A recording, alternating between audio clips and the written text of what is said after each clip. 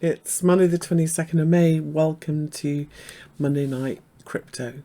We're in a very, very tricky market at the moment, trading sideways in very, very nasty range. Volatility has completely died, and everybody wants to know what's going to happen with the debt ceiling.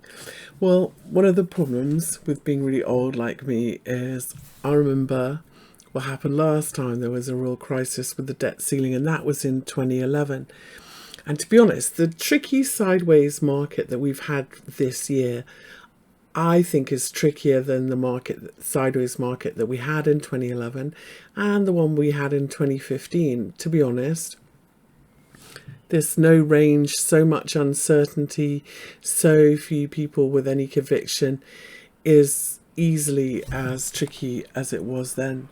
So let's take a look at what happened in 2011, because in 2011 they rode it all the way up to the last minute. The deal was on 2 days before the government ran out of money, and then a couple of days after that the Standard & Poor downgraded the US credit rating from AAA to AA+.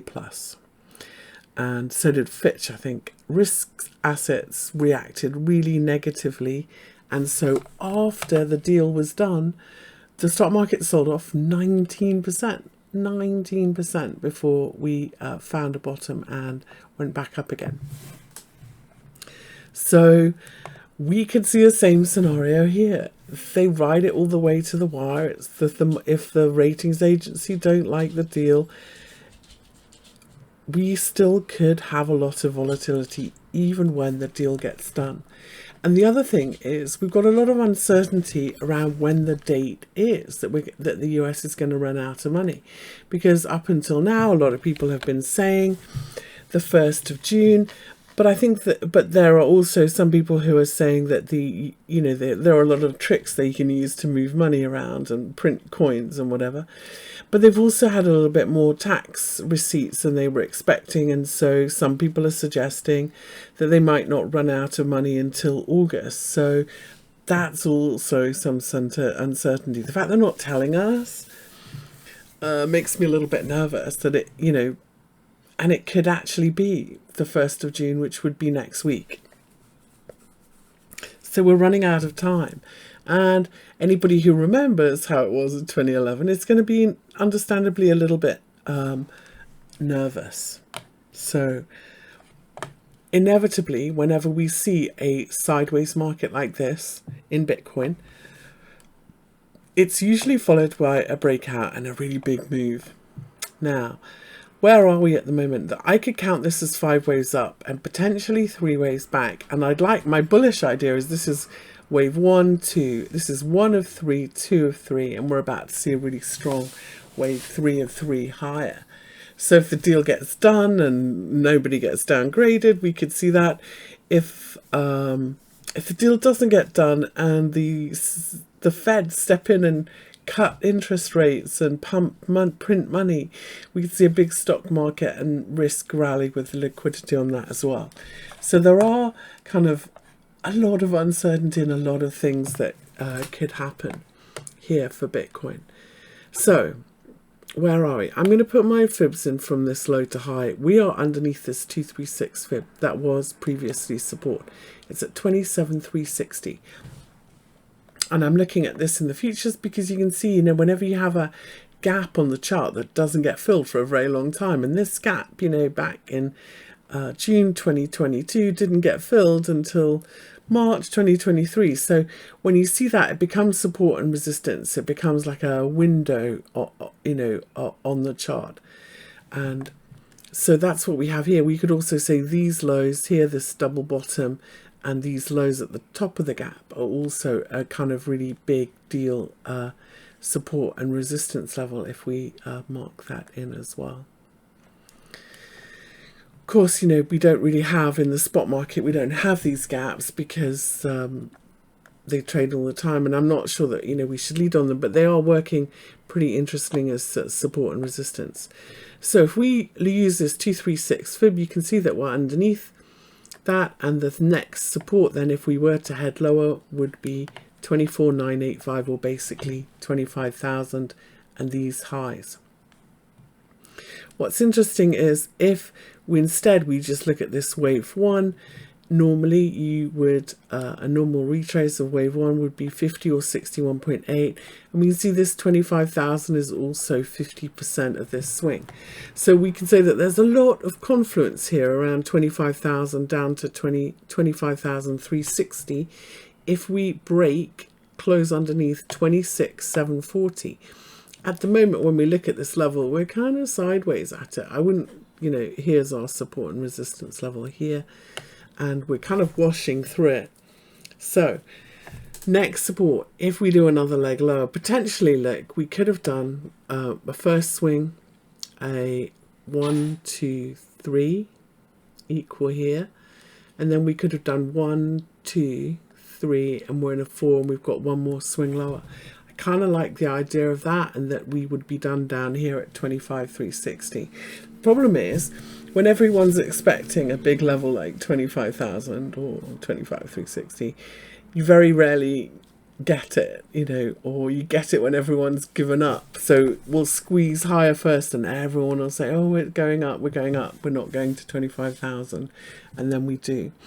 So as I keep saying to everyone at the moment, whilst we've got this uncertainty, whilst we've got this sideways price action, trade level to level, swing to swing, don't hold on, don't expect it to last forever until we break out, and we are still at risk of one more push lower to 25,000. That's how I'm seeing Bitcoin. Okay, let's take a look at where we are with ETH.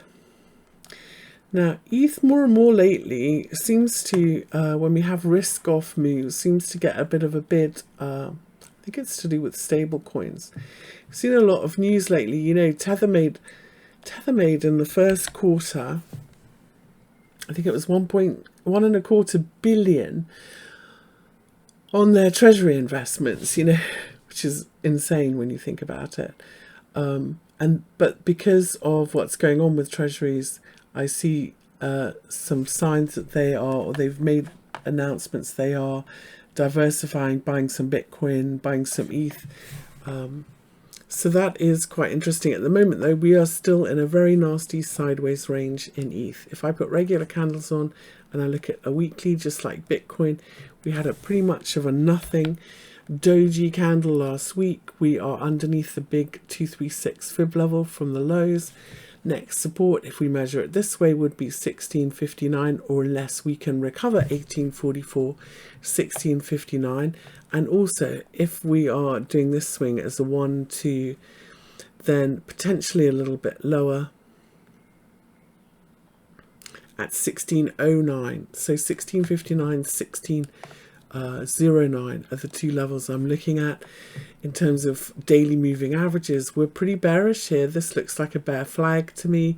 We're underneath the daily moving averages. We've got a bearish cross of them. So for me, unless we recover this daily 20, that's the trend, and we're more likely to break down, at least to test this low at 1733. And again, if we go lower, 1615, maybe 1609 next in ETH. I'm going to take a look at some of altcoins that have had everybody's attention this week. So the first off is Ripple, of course, which has had the lawsuit. Now, we were expecting a decision in the Ripple lawsuit, I think the beginning of June, but the problem is that it may be delayed because the SEC fought very hard against some release of some papers. Now we're going to get it. We haven't got them yet, so we don't know what's in them. Might be good news, it might not be good news. I think it could be good news because they fought so hard for us not to have it, but until we actually see it, we won't know. Now, big picture, as you know, I think that this has all looked like a big ABC correction in Ripple. And when you have a big ABC correction like we've got here, you would normally come down to the 786 fib, which would be the bottom of this trend line and the bottom of this channel. So I'm gonna lean bearish and in Ripple and say we're selling rallies, and that I do think there is a risk that we continue lower to 0.35. However, if we were to break out of this channel, this pullback, and break above 0.47, I think that we could see an attempt at a push higher, and we could potentially negate this, you know, bearish, choppy sideways pattern. At the moment, this is all a little bit, though, of a lottery ticket. You know, we don't know which way this lawsuit is going to go, and, you know, having thought it would be pretty soon until we got a decision, it looks like it could actually take a little bit longer. So what does that mean here? Well, at the moment, you know, we've got 1, 2, 3, 4, 5 ways down.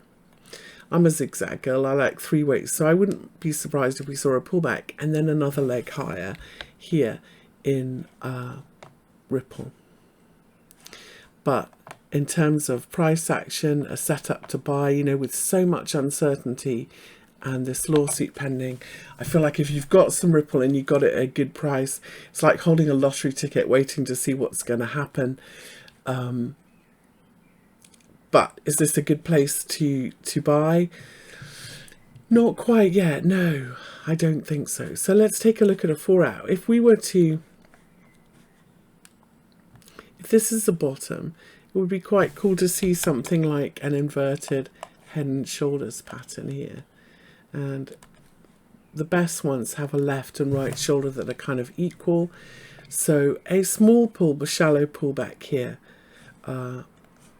would be quite interesting. Turn higher and then a breakout above 0.46. Yes, and then we'll see where we go. We'll go fib level to fib level, looking for a retest of the highs in Ripple. And hoping that the winning lottery ticket gets announced in the meantime, right? So for 0.476 here, and this previous high is our 38.2 fib. If we get above it, we're going to look for 0.496 and then 61.8 and so on and so on. And we'll climb the ladder level to level. As long as we don't come back underneath the previous one, we're still going up. That's kind of how I'm going to look at this Ripple if we were to break higher. So important resistance at 0.7476, then 0.496, 0.517, a retest of the highs, and so on. Ripple, you know, way back when, before we all had this big lawsuit, of course, Ripple was a potential competitor to stable coins, and so you can see why the federal government don't want Ripple. Let's see what happens. So for me, if we don't get beyond this 50% point, I think we could rally, and we still are looking lower from here in Ripple, unfortunately. Okay, let's take a look at RNDR, which had a really big move and a big spike high and has been doing really well. Let's look at this on the weekly. We've got a swing failure pattern here on the weekly. That's where we made a new high, but we couldn't close at the new high. Now, if this is just a consolidation of a wave 4, I would expect these previous wave 4 legs to hold. So what do I mean by that? Look, 1, 2, 3, 4, 5. I would expect a 3-wave correction back to the bottom of this wave 4, which would mean 2.25. I think if we get much lower than 2.25, and if we switch to the daily, by the time we finish this, I would expect the 20 moving average to catch up, just like we do in a trend, pull back to it, and then carry on higher. So some sideways trading, but more than that, I think that this then becomes one of those bigger double tops, and we risk coming down to these lows here again at 1.6. So that's how I'm seeing RNDR. It does look pretty good. We've had one swing lower, like this. I would expect 3 waves up, and then another swing lower, and I'm looking for this level to hold. So not quite ready to buy for another go yet, still in a correction and potentially a bigger pullback. Let's talk about some more of the better performing coins this week. Let's take a look, for example, at INJ. Huge, lovely move higher in ING. What I really like is this looks pretty impulsive, and I like the corrective look of the pullback in INJ. I'm going to put big fibs on from these highs and see if the market is looking at any of them. And then I'm going to go this way. So from this opening low,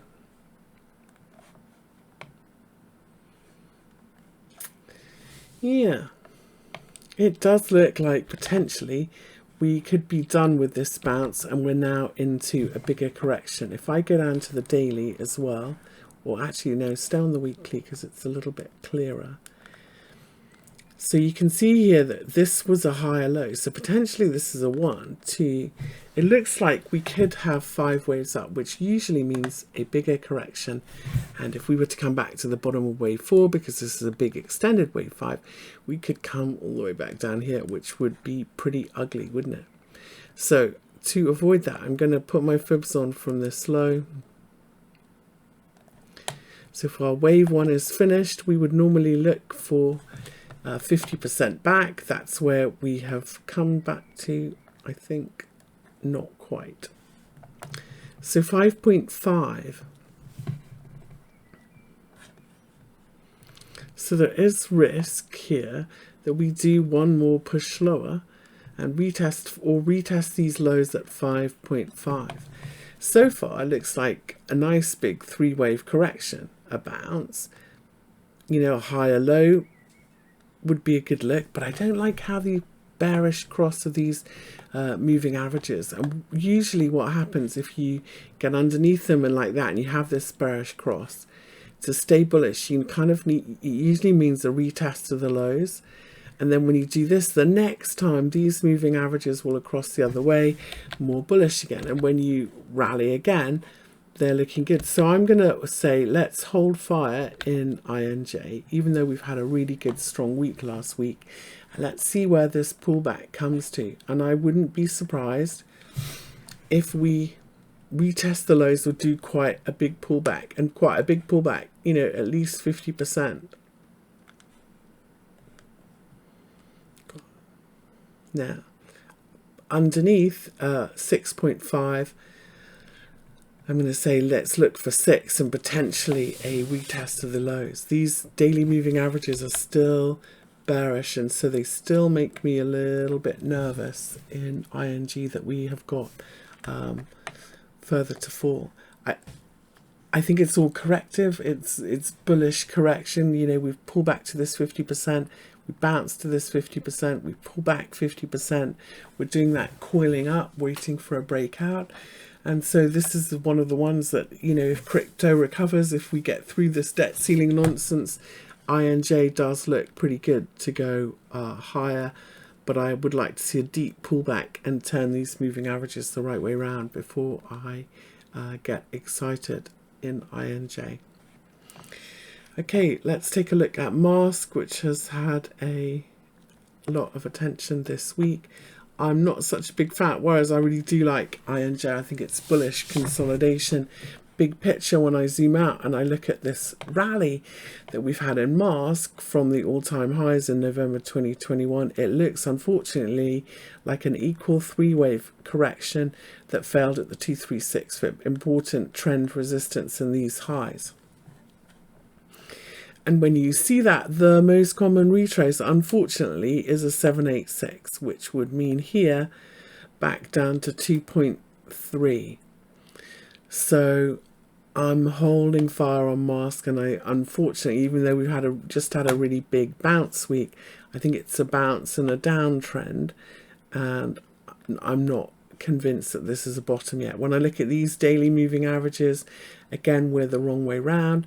So for me, it's, you know, because it hasn't reached my ideal price, I would want to see bottoming price action. So that means double bottom or something like that, or a swing failure here, maybe on this 61.8, that kind of thing. Flip the moving averages the right way round. That's what I would like to see for Mask to be a bottom. So TRX, which I know not a lot of people like, but we have been watching for some time because it looked really bullish, like it was going to have a breakout from a really big inverted head and shoulders pattern, and we've done it. Now, This isn't the greatest head and shoulders pattern, let's be honest, but if we look at this on the weekly, we are at least, I think, in another swing higher, and we are bouncing from a big move where we had A, B, C. The C leg was 61.8 of the first leg. That's quite a bullish pattern, and we have reversed the weekly downtrend with this big move this week. I'm just going to put regular candles on because you can see that we had this close above this neckline, if you like, and heading higher. Bullish cross of our weekly moving averages. I think everything looks pretty good in this one. I'm going to go short term here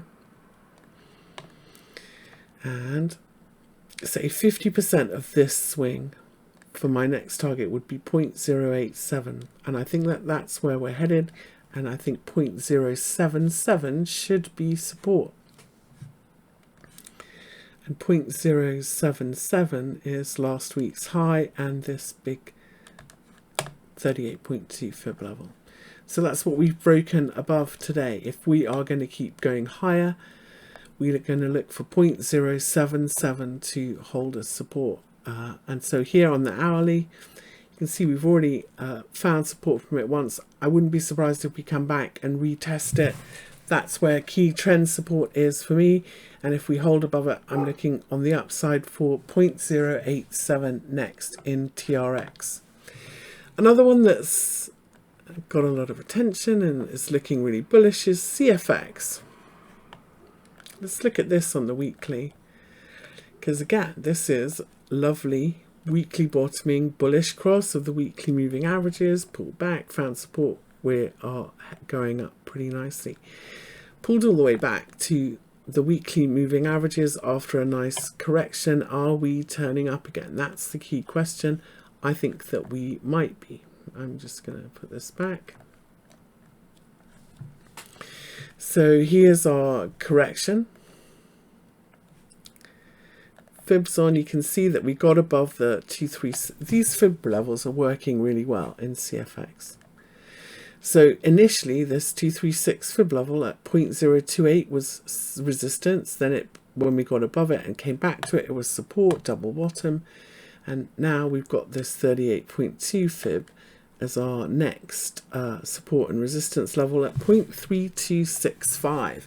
It's also the daily 50 moving average, so above that, and that's a breakout. Hooray! We'll be going up. So that's the level I'm watching. I'm not a big fan, I have to say. I'm not a big fan of buying breakouts, especially when it's this stretched when I look at it on the 4-hour. So I would much prefer this to have a bigger pullback and turn up again before I have another go.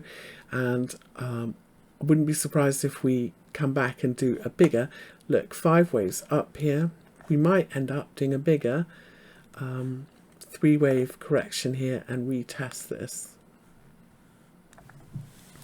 So a retest that holds at 0.28 would be a pretty good look. If we don't come back that far, then 50% of this move back to these 4-hour moving averages also would be a really good place to look for a pullback and a reset.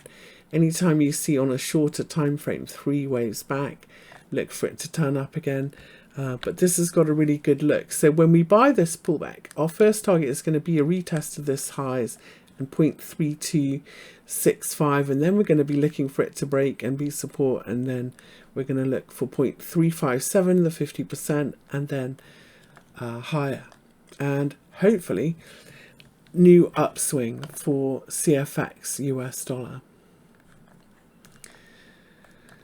Okay, good luck.